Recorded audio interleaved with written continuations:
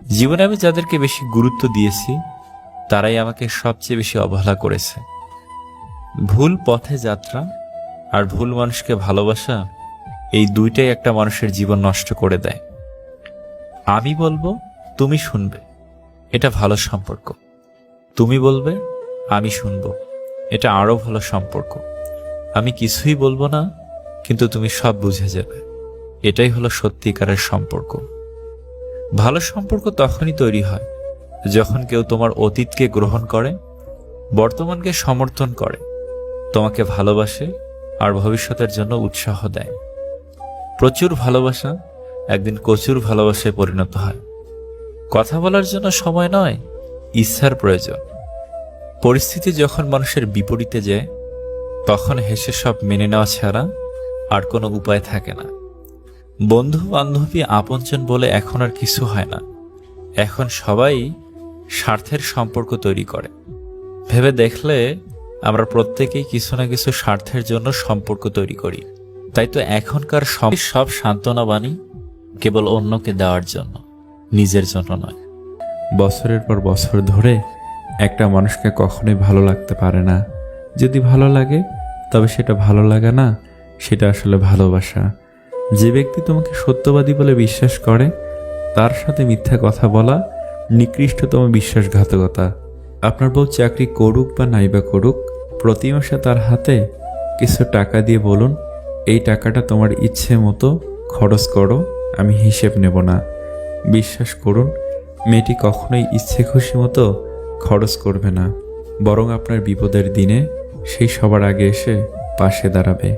খারাপের সংস্পর্শে থাকলে একসময় ভালোটাও খারাপ হয়ে যায়।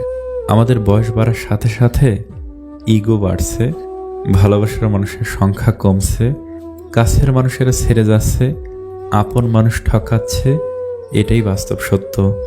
প্রিয়জন হারানোর চেয়ে ঘর হারানো ঢের ভালো। ঘর হারালে পথে থাকা যায়, কিন্তু প্রিয়জন হারালে না পথে থাকা যায় আর না ঘরে থাকা যায়। জীবনে কাউকে পাওয়াটা বড় কথা না, আপনি যাকে পেয়েছেন তাকে জীবনের শেষ পর্যন্ত কাছে পাওয়াটাই বড় কথা। সব ক্ষেত্রে অতীত ভুলে যাওয়া ঠিক নয়, কিছু ক্ষেত্রে অতীতকে মনে রাখা জরুরি, অতীতকে শ্রদ্ধা করা জরুরি। কারা আপনার বিপদে পাশে ছিল, কাদের মাধ্যমে আজ আপনি সফলতার চূড়ায় পৌঁছাতে পেরেছেন, ইত্যাদি। এইসব অতীত আপনি ভুলবেন কি করে? কষ্ট পেয়েও যারা প্রতিবাদ না করে চুপচাপ থাকে, এটা তাদের দুর্বলতা নয়, এটা তাদের মা বাবার দেওয়া ভালো শিক্ষার পরিচয়।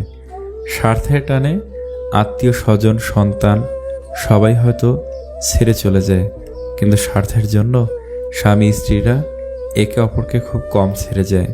কখনো কারো সামনে নিজের সততা ভালো হওয়ার কথা বলতে যাবেন না, কেননা আপনার প্রতি যারা বিশ্বাস আছে তার কাছে তেমনটির প্রয়োজনই নেই। আর যার আপনার প্রতি বিশ্বাস নেই, সে কখনো এটা বিশ্বাস করবে না। নিষ্পাপ হয়ে এসেছিলাম, পাপী হয়ে যাব, ভাবিনি এই পৃথিবীতে এত কষ্ট পাব। বন্ধু বলো বান্ধবী বলো, কেউই আপন নয়, ক্ষণিকের এই পৃথিবীতে সবই অভিনয়। সবাইকে নিজের মতো ভাবতে যেও না, প্রতি মুহূর্তে ঠকে যাবে। কথাটা তেতো হলে সত্য, তুমি যার কাছে সোজা সরল হবে সে তোমাকে সস্তা ভেবে ছুঁড়ে ফেলে দেবে। ধনুক থেকে বেরোনো তীর আর মানুষের মুখ থেকে বেরোনো শব্দ একবার বের হলে তা আর ফেরানো যায় না। অপরিচিত মানুষ কখনো ঠকায় না, ঠকায় তো কাছের মানুষগুলোই। জীবনে সব কিছু থাকলেও মানুষ সুখী হতে পারে না যদি না শান্তি থাকে।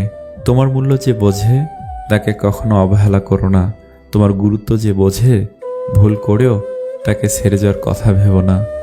বয়সটা অল্প হলেও অভিজ্ঞতাটা এই বয়সে অনেকটাই হয়ে গেছে।